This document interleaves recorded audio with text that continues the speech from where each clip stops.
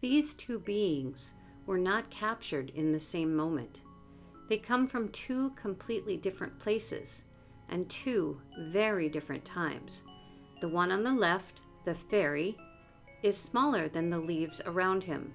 You can see his beret, his boots, looking every bit the stylish traveler. The other, the fairy, is something else entirely, larger, pale and otherworldly. He rests upon the shell of a snail, his long pointed head giving him an almost ancient appearance. These two may not look alike at all, but they belong to the same greater mystery. And that mystery begins with one simple truth. Fairies and fairies are not the same. The world I photograph is so very small, sometimes smaller than the leaves themselves. And yet, within this hidden realm, there are all manner of beings, tiny, luminous, and alive with energy. They are what many call fairies. But that name, as familiar as it sounds, only scratches the surface of what they truly are. When most people hear the word fairy, they picture something gentle, a fluttering spirit with delicate wings and a trail of light. That image was shaped long ago by Victorian art and poetry, when myths were softened into bedtime tales. Artists like Cicely Mary Barker painted flower fairies to honor the beauty of nature. Writers gave us playful sprites, helpers of children, guardians of gardens. And so, over time, fairies became symbols of light and wonder, small enough to sit upon a petal and innocent enough to make us smile. But not everyone believes that fairies are friendly. In older folklore, they were unpredictable. Tricksters, shapeshifters, sometimes even kidnappers of wandering souls.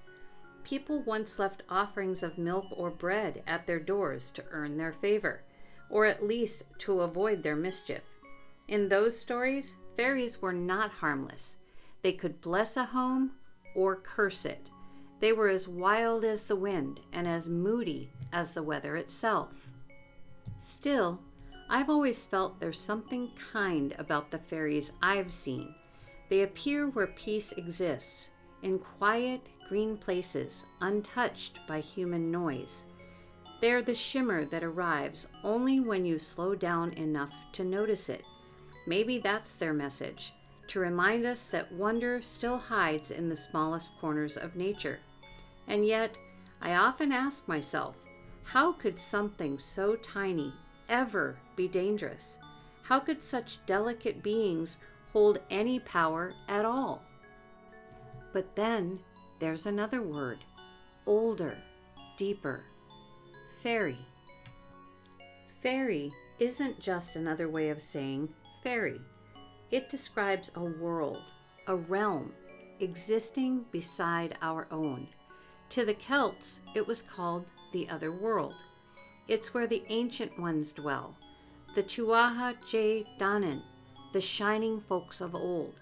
They were said to retreat underground when humans took over the surface, becoming the lords and ladies of Faerie. They are powerful, not tiny, beautiful, but not always kind, eternal, but rarely merciful. In this realm, not all is light. Some fairies are benevolent, others are fierce, proud, or indifferent to humankind. They are the spirits of nature itself, of stone and storm, of river and flame. They protect the balance of the wild, even if that balance comes at our expense. In older legends, the fairies were not small at all. They walked among us, human-sized, radiant, commanding. Some say they were once gods, fading from sight as humans forgot their names. Others believe they are energy beings, ancient consciousness taking visible form, only when the veil grows thin. Maybe what my camera captures is not small life at all, but a reflection of that greater world. Perhaps what we see as miniature is only a fragment of something vast. Energy condensed into matter. Light slowed down until it becomes visible. To us, they appear tiny, but to them, we may be the giants, heavy-footed, unseeing, crashing through worlds we don't even realize we share.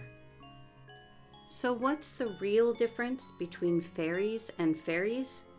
Maybe it's not about wings or size at all. Maybe it's about how we see them and how they see us. Fairies remind us to look closer at the magic in our everyday world. Fairies remind us to respect the mysteries that lie beyond it.